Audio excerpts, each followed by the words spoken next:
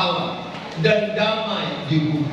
Jadi kelahiran Yesus membawa kemuliaan bagi Tuhan dan membawa damai di bumi.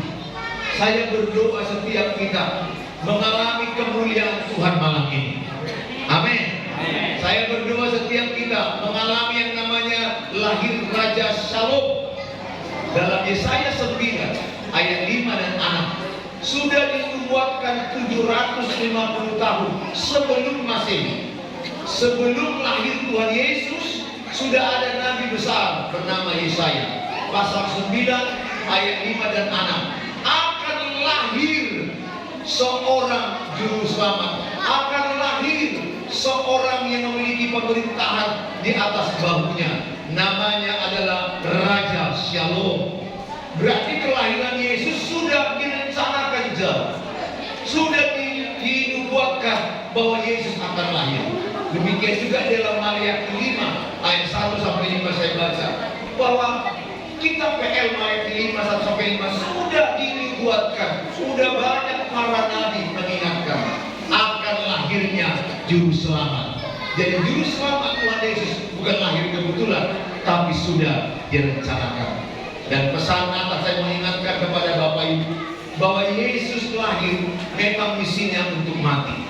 Kalau kita lahir bukan untuk mati, karena Yesus harus lahir dan mati di kayu salib. Berarti dia dilahirkan untuk mati.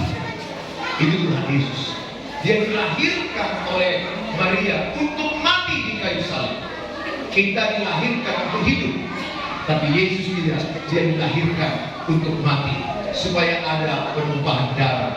Oleh darahnya kita ditebus. Apa yang dialami oleh para gembala-gembala itu, ketika malaikat itu memberitahukan lahirnya juru selamat di Bethlehem, maka dikatakan para gembala-gembala itu pergi menjumpai kandang domba itu. Mereka menjumpai di situ ada Maria, ada Yusuf, ada bayi Yesus di kain lampin yang halus. Mereka berjumpa dengan Tuhan Yesus. Kalau mau hidup kita berdampak, yang pertama, alami perjumpaan dengan Tuhan Yesus. Saudara, kunci ibadah itu perjumpaan dengan Tuhan Yesus. Ayat 16. Ayat 16 dikatakan, lalu mereka cepat-cepat berangkat dan menjumpai Maria dan Yusuf dan bayi itu yang sedang berbaring di dalam balutan. Jadi yang dialami gembala itu berjumpa dengan Tuhan Yesus. Coba ingat di Alkitab, setiap orang yang berjumpa Tuhan Yesus pulang pasti tidak sama. Amin. Malam ini maukah Bapak Ibu pulang dengan tidak sama? Maksudnya pulang lebih diberkati Tuhan lagi. Bukan berkat supaya kaya saja, bukan masalah sembuh saja. Berkat mengenal Tuhan lewat firman Allah. Sehingga saya selalu semangat dalam beribadah. Ingat Bapak Ibu, Roma 12 ayat 1. Apakah ibadah itu? Mempersembahkan tubuh, mempersembahkan hidup sebagai persembahan yang kudus, yang berkenan di hadapan Allah. Itulah ibadahmu yang sejati. Jadi ibadah yang sejati mempersembahkan hidup. Berapa banyak mau malam ini mempersembahkan hidupnya di Natal ini kepada Tuhan Yesus? Wow, luar biasa. Tepuk tangan bagi Tuhan Yesus. Amin. Menurut saya itulah kado Natal termahal. Bukan pakaian baru, bukan baju baru, tapi mempersembahkan hidup. Kado Natal malam ini, persembahkan hidup. Bapak Ibu yang saya kasihi, ibadah itu artinya mengalami perjumpaan dengan Tuhan Yesus. Mengalami perjumpaan dengan Tuhan Yesus. Karena ada orang beribadah tidak mengalami perjumpaan dengan Tuhan Yesus. Karena ada orang ibadah, badannya di sini, pikirannya lari ke KFC, ke ayam penyet. Alkitab bilang, di mana hartamu berada, iya, duluan hartamu baru hatimu. Ada orang di gereja gereja kami. Dengan khotbah dia selalu tidur. Di sini nggak ada gembala. Di gereja kami ada beberapa orang. Dan kutandai jemaat itu aja orangnya. Dan selalu tempat duduknya sama. Dan selalu dia terus yang tidur setiap khotbah. Kurasa sampai Yesus datang, dia yang tidur, tidak tahu dia nanti Tuhan Yesus sudah datang. Ada orang bilang sebelahnya, ada yang kenal tidur di gereja. Coba bilang sebelahnya, ada yang kenal tidur di gereja. Ada yang bilang kenal? Ada ya? Ya, namanya Tuti. Tukang tidur. Pastikan sebelahmu bukan Tuti ya. Nah saudara, di gereja kami ada itu Tuti. Padahal bapak-bapak. Tapi Tuti dia, tukang tidur. Bahasa Ibraninya aspemo. Asal pihak bodoh. Aspemo, asal pihak bodoh. Kapan aja dia duduk, langsung tidur.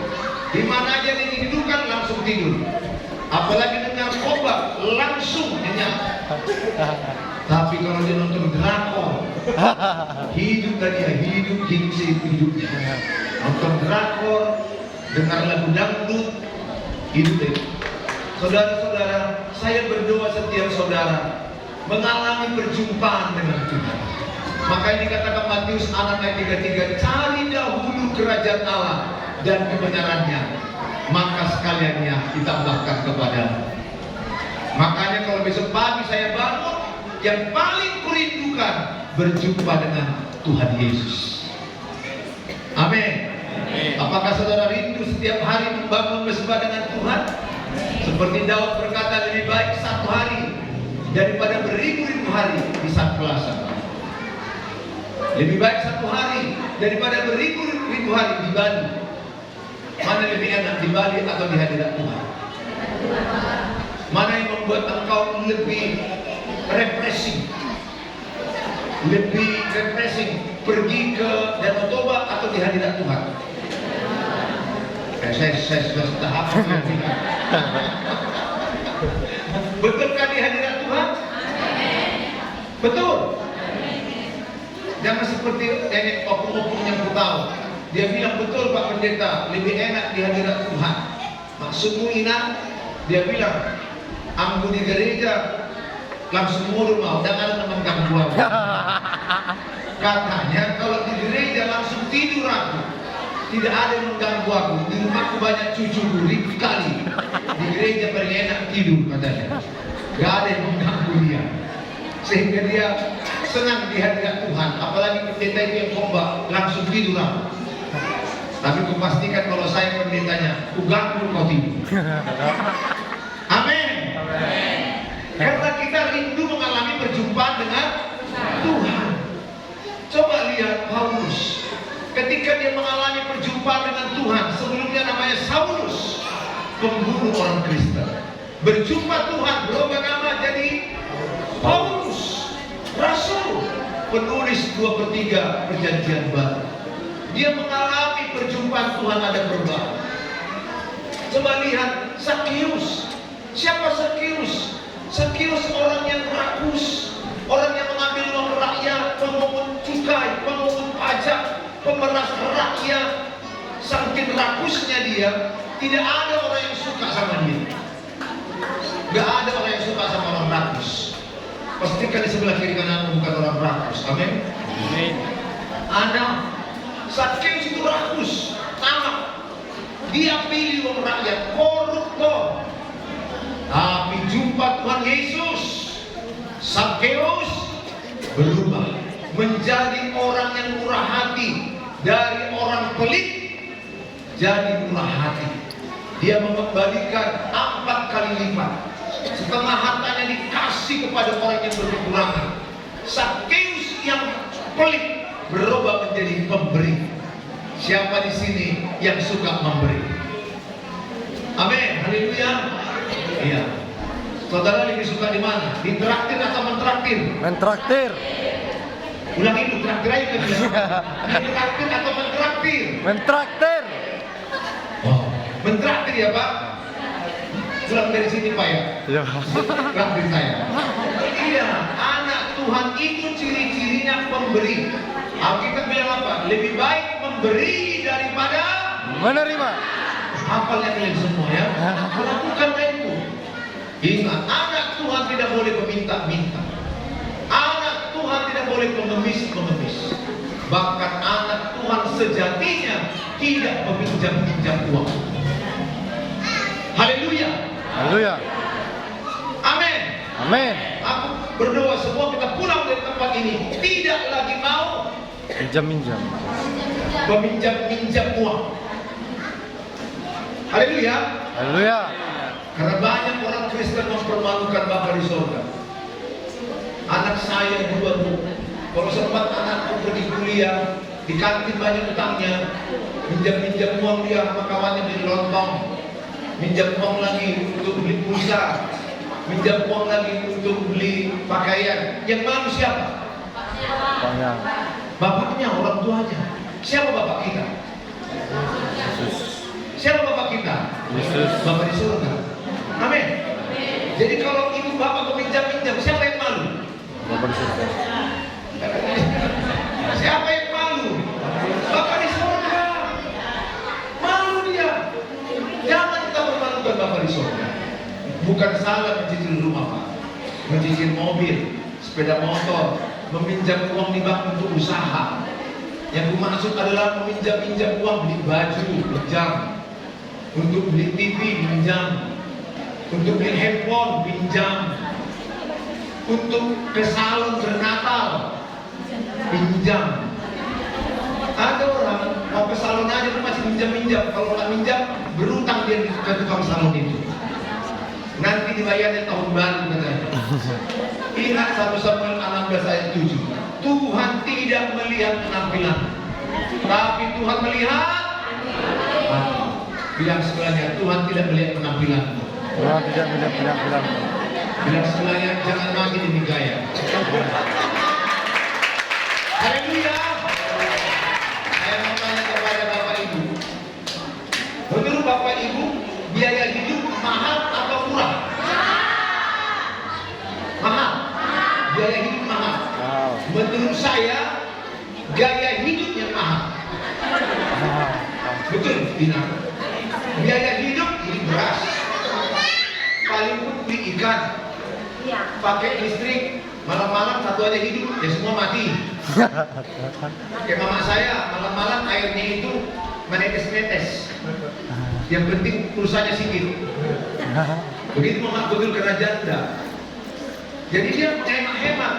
Tapi sebenarnya bukan masalah biaya hidup yang mahal, gaya hidup yang mahal. Gaya hidup yang mahal. Katakan sebelahnya, kurangi gaya. Kurangi gayamu. Amin. Atau bilang sama dia, jangan banyak gaya. Ada orang banyak gaya, Bapak Ibu. Banyak gaya, bergaya-gaya. Ada lagi yang tahu di daerah-daerah harus bermas-mas, harus kuning di sini, 5 di sini gelang, 5 di sini gelang, harus kuning-kuning bergaya-gaya. Sampai pergi dia nanti beli tomat cabai itu pakai gelang, pakai gelang. Yang jual tomat, yang jual cabai, berus miring. Datanglah yang menawar beruntung. Beruntung ini pantangnya hebat dia. Pagi-pagi pun dia pergi pakai sarungnya, pergi bawa belanjaannya, pergi ke pasar, menawar tomat dan cabai. Caranya pun gayanya luar biasa. Berapa ini sekilo kata ibu? Dua-dua tangannya ekor dia. Ini berapa semuanya? Bunyi-bunyilah semua gelang-gelang ini. Jatuhlah berus miring ini karena penting melihat gelang-gelang. Besoknya dendamlah berus miring ini. Disewalah gelang emas untuk kakinya. Disewa 1 jam untuk membalaskan dendamnya sama guru buntung ini. Ditaruhnya di sini 10, di sini 10, pakai sarung lah dia dulu.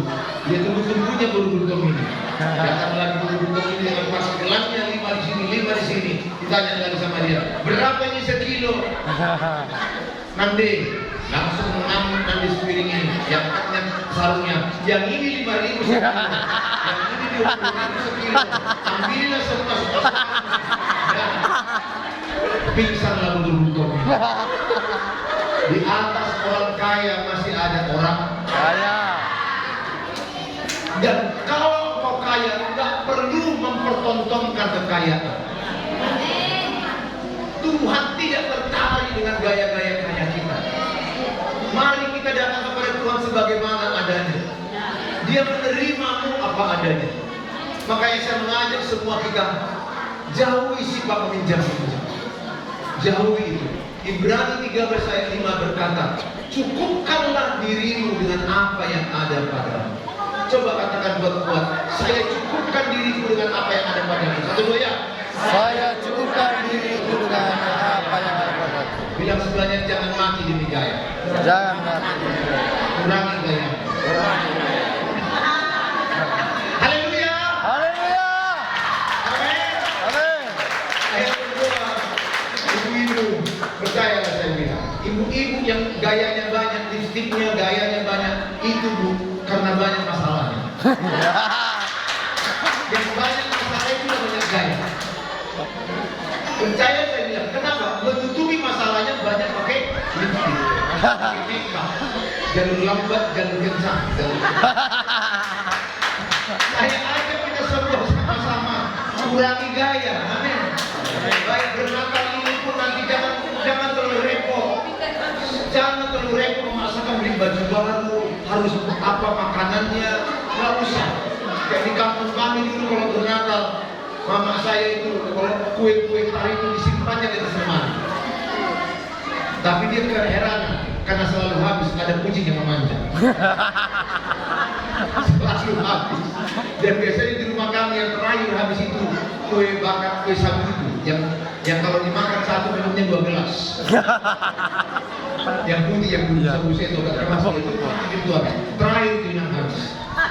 Terakhir sama kue bawang yang keras-keras, itu terakhir. Karena kue bawang kami dulu di perdagangan pakai garpu diputar-putar begini. Saya mau ajak sama kita, Tuhan tidak tertarik dengan penampilan luar kita. Tuhan tertarik dengan hati kita. Hati kita yang bersih dari kebencian. Kalau kita mengalami perjumpaan dengan Tuhan Yesus, tidak ada lagi kebencian di hati kita. 1 Yohanes 4 ayat yang ke-8 berkata, barang siapa tidak mengasihi, tidak mengenal Allah, sebab Allah adalah kasih. Katakan sama-sama, Allah adalah kasih. Allah adalah kasih. Jadi kalau ibu dan bapak tidak mengasihi, berarti tidak mengenal Allah.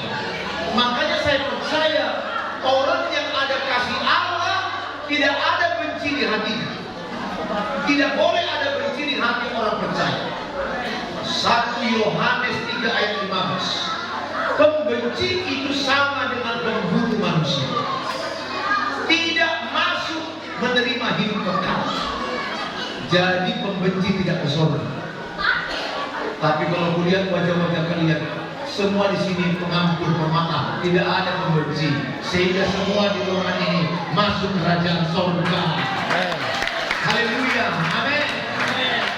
Karena kan muka pembenci nampaknya, tapi kulihat wajah kalian pengampun semua, pemaaf di sini. Ya, seperti Roma 12 ayat yang ke-20 dan 21. Kalahkanlah kejahatan dengan kebaikan. Amin Bapak Ibu. Saya berindu perjumpaanmu dengan Tuhan Yesus datang ini, lahirnya kasih. Karena Allah adalah kasih. Katakan Allah adalah kasih. Allah adalah kasih. 1 Korintus 13 ayat 4, 5, 6, 7. Itulah kasih agape. Bahkan 1 Korintus 13 ayat 1, 2, dan 3. Tidak ada artinya ibadah kita ini tanpa kasih. Iman mengharapkan dan kasih terbesar adalah kasih. Bahasa roh akan berhenti, bernubuat akan berhenti, tapi kasih akan abadi selama-lamanya. Makanya saya ajak semua, pastikanlah Allah yang adalah kasih itu lahir di hatimu, sehingga tidak ada kebencian di hatimu, tidak ada lagi pemarah di hatimu. 1 Korintus pasal 13 ayat yang ke-7. Kasih itu tidak pemarah. Katakan sama-sama, kasih itu tidak pemarah. Betul ya? Bilang sebelahnya, jangan marah-marah lagi ya. Marah lagi. Amin. Janji ya. Siapa yang mau janji? Tidak mau marah-marah lagi. Berusaha lah. Masalah gagal ya kan yang punya Tuhan. Karena kan 1 Korintus 13 ayat 7. Bisa dibuka? 1 Korintus 13 ayat 7, kasih itu tidak pemarah. Kasih itu lemah lembut. Kasih itu sabar. Sabar menanggung segala sesuatu. Coba katakan, bisa buka deh 1 Korintus 13 ayat 7. Supaya ibu-ibu ini sabar menanggung segala sesuatu. Karena kulihat wajah-wajahnya sebagian ada penderitaan. Supaya pulang-pulang sabar. Ya, kasih itu 1 Korintus 13. Ia menutupi segala sesuatu, percaya segala sesuatu, mengharapkan sabar menanggung segala sesuatu. Ayat 5 coba deh, ayat 5 dulu. Sebelum ayat 7 ayat 5. Ayat 5 deh. Ia tidak melakukan yang tidak sopan. Jadi orang yang hidup dalam kasih Tuhan sopan-sopan. Pakaiannya sopan-sopan. Gak boleh ada rok di atas lutut. Apalagi ke gereja. Karena saya pernah jumpai jemaat di depan lagi. Begini lagi dia coba. Saya pendetanya, gimana lagi nak melihat ini? Coba. Kan gak mungkin aman Pak saya obatin asbes terus. Ada yang begitu ke gereja gak sopan. Ya harus sopan. Terus tidak mencari keuntungan diri sendiri. Terus ia tidak pemarah. Kasih Tuhan. Kalau ada di hati ibu-ibu kasih Tuhan Yesus, pastikan sifat hati ibu tidak pemarah. Walaupun marah beda dengan pemarah. Pemarah itu marah. Kalau marah karena kasih kepada anak, karena anak-anak mencocok listrik, masih umur 3 tahun, dimarahilah. Gak mungkin tak dimarahi anak-anak umur 3 tahun mencocok listrik. Nanti tiba-tiba dia pohon Natal, kritik-kritik dia. Tahu pohon Natal kan? Korslet. Jadi tiba-tiba kritik sendiri. Dilarang lah. Tapi bukan pemarah. Pemarahnya dia pagi marah, siang marah, malam marah. Ada loh ibu-ibu di Medan sana, tanda dia hidup marah-marah. Jadi kalau dia datang selalu marah, itu tidak boleh. Dan kasih Tuhan tidak menyimpan kesalahan orang lain. Katakan, kasih tidak menyimpan kesalahan orang lain. 1, 2 ya. Kasih tidak menyimpan kesalahan orang lain. Yang sebelahnya, jangan simpan kesalahan orang lain. Jangan simpan kesalahan orang lain. Pernahkah kalian dengar ada kata ibu-ibu, masih kuingat semua kesalahan? Ada pernah mendengar itu? Nah, Ada di ruangan ini? Baju apa dia?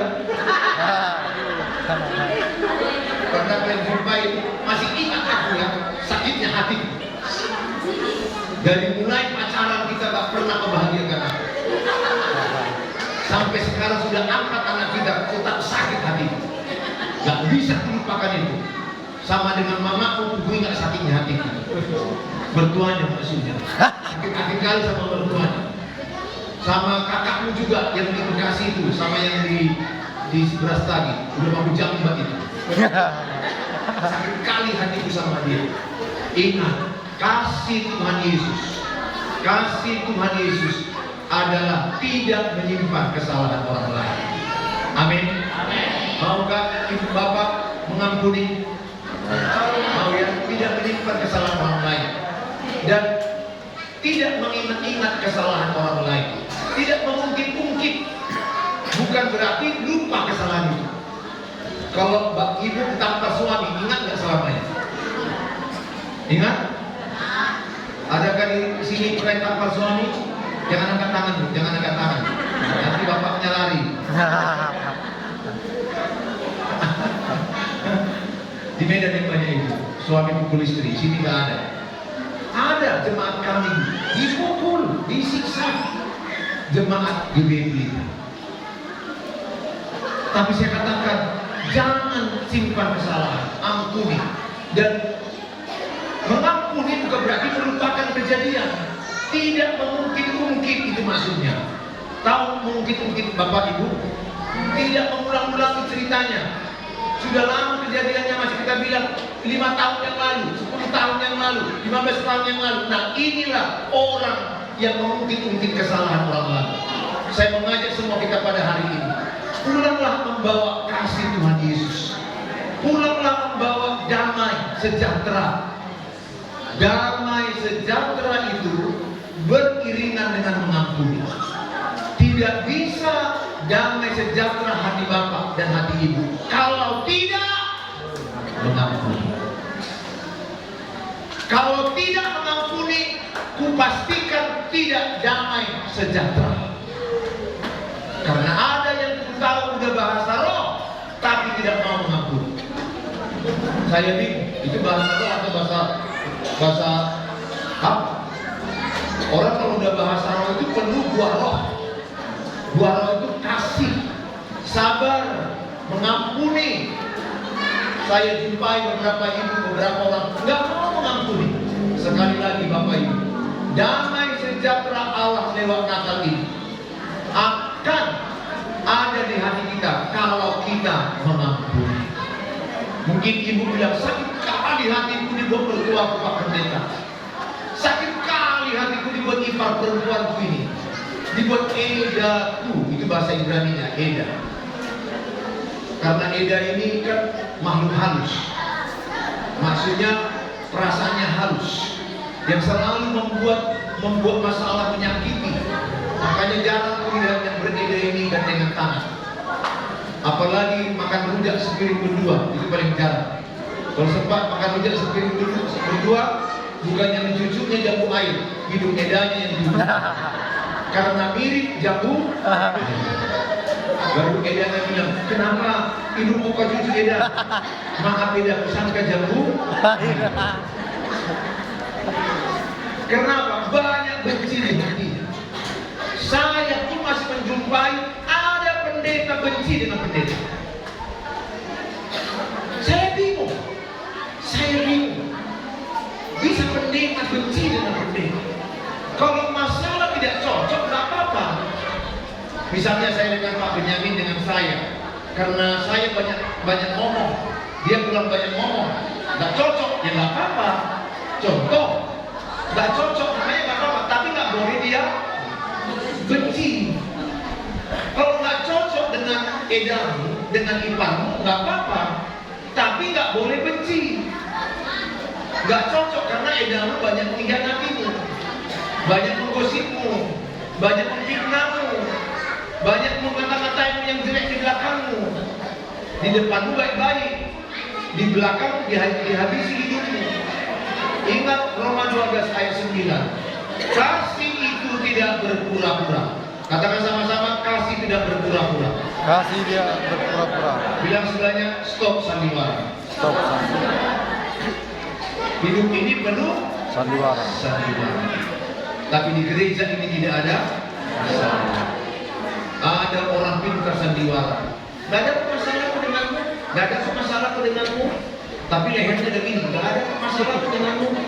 Nadanya pun udah melengking. Saya mengajak kita semua, mari kita terima damai Natal, karena Raja Shalom, Raja Damai lahir di hati kita lewat mengampuni. Ingat Bapak Ibu, apa doa kami? Ampunilah kesalahan kami seperti kami mengampuni orang yang bersalah kepada kami. Bertanya sama ibu bapak, kalau ibu bapak tidak mengampuni kesalahan orang lain, berarti Bapak di surga tidak mengampuni. Hati-hati. Mau sesakit hati apa dibuat tetangga? Sesakit hati apa dibuat suami atau istri? Sesakit hati apa dibuat orang lain kepadamu? Ada Roh Kudus yang memampukan kita mengampuni.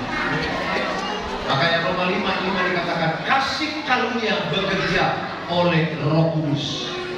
Kasih Allah bisa bekerja di hatiku kalau Roh Kudus ada di hatiku. Karena tidak mudah mengalahkan kejahatan dengan kebaikan. Karena tidak mudah ditampar di kanan, kasih di kiri, mana mudah.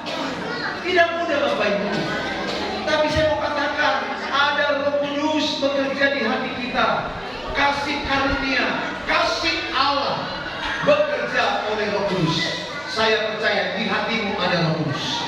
1 Korintus 6:18. Tubuhmu adalah bait Roh Kudus. Tubuhmu adalah rumah Tuhan. Ada Roh Kudus. Siapa di sini yang pernah sangat disakiti orang lain? Angkat tangan. Yang tidak pernah maju ke depan. Pertanyaanku sekali lagi, yang pernah sangat disakiti, bukan disakiti aja, sangat disakiti. Yang nggak pernah maju ke depan, yang nggak pernah. Kesaksian dimiliki oleh manusia atau tidak?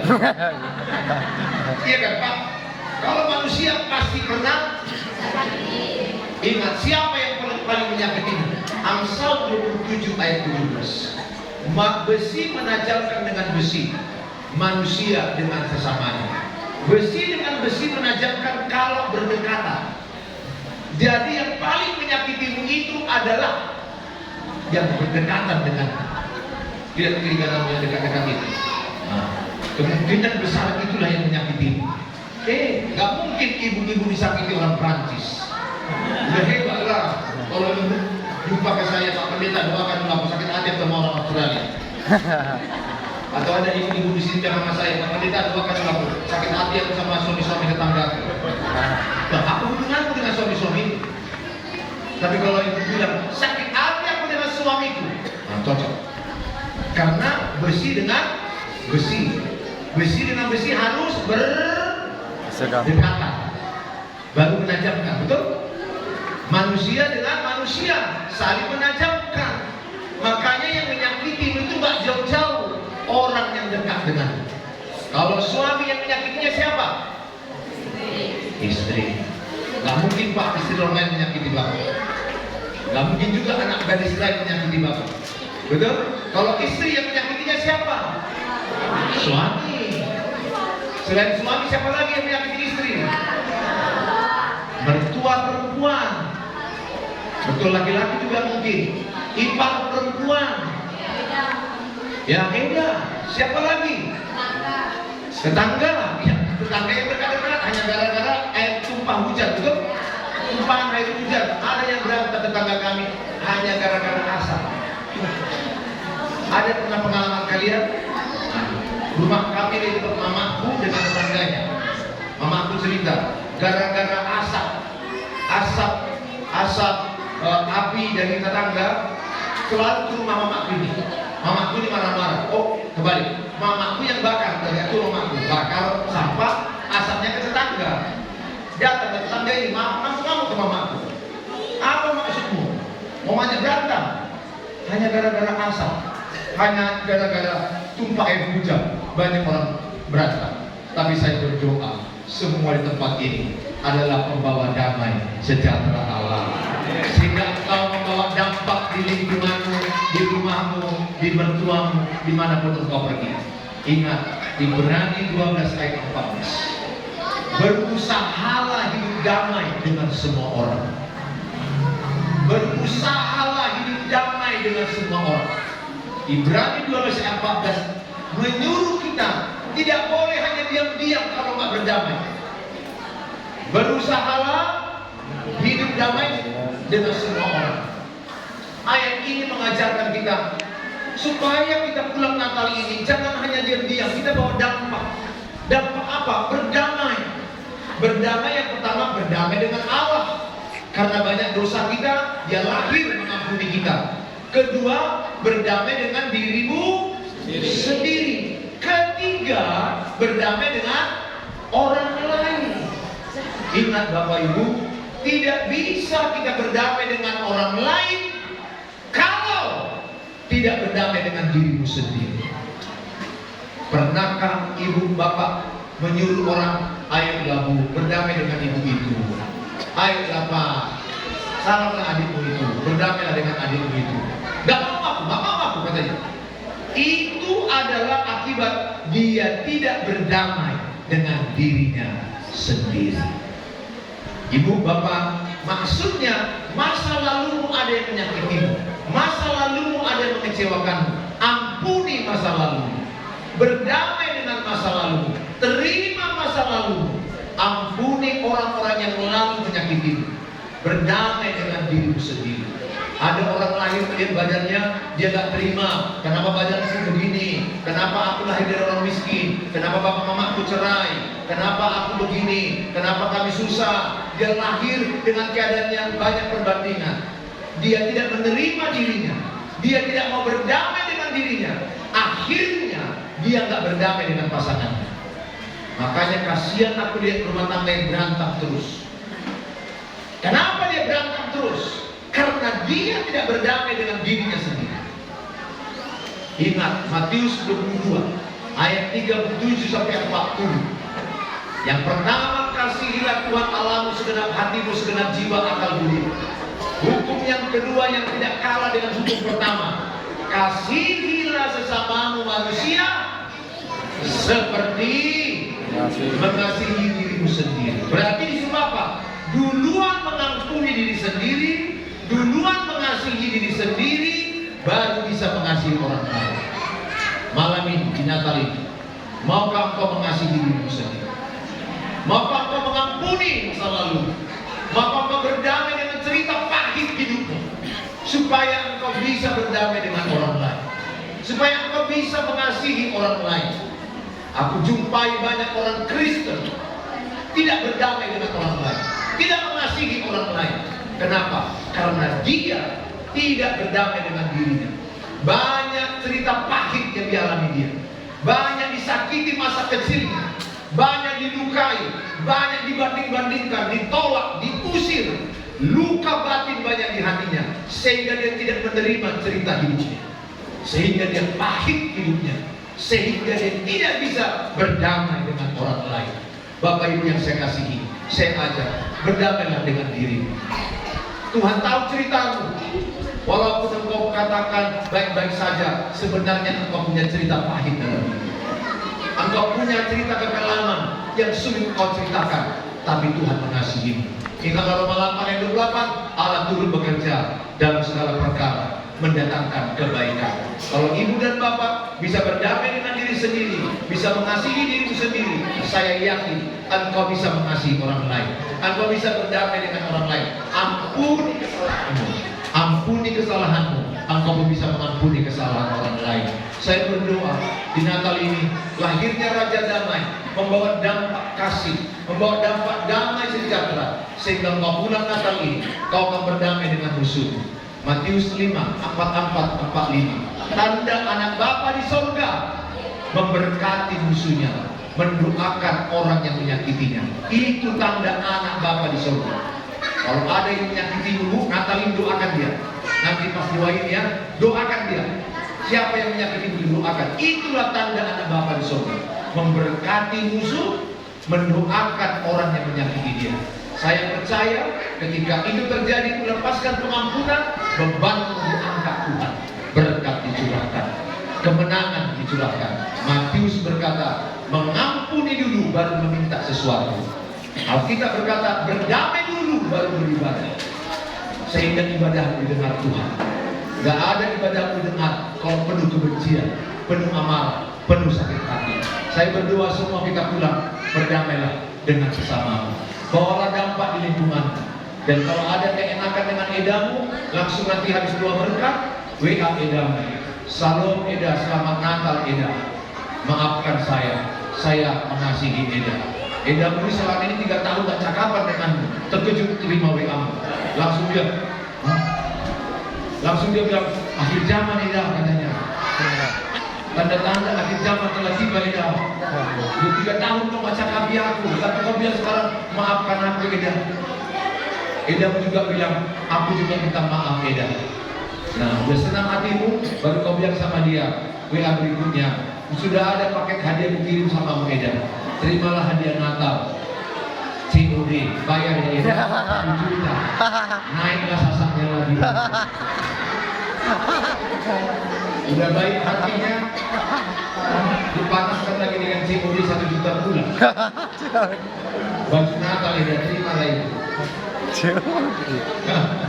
Siapa yang mau memberkati musuhnya? Amin. Roma 12 ayat 20-21, berilah makan dan minum seterumu. Apakah seteru? Musuhmu. Jadi anak Tuhan Yesus mentraktir musuhnya. Jadi kalau ada yang gak suka samamu, traktir dia. Engkau meletakkan bara di atas kepalanya. Saya berdoa, damai Natal di hati. Engkau berdamai dengan diri, berdamai dengan Allah, berdamai dengan sesamamu.